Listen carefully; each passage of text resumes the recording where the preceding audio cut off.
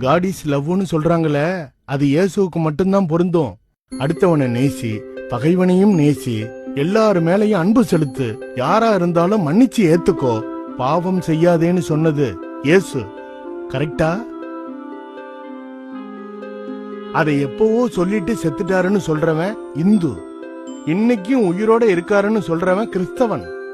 சொன்ன மேட்ரு கரெக்டா இல்லையா? அத மட்டும் யோசி.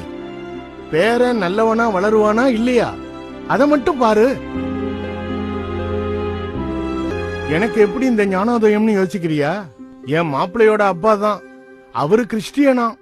அவரு சொல்லிதான் தெரியும்.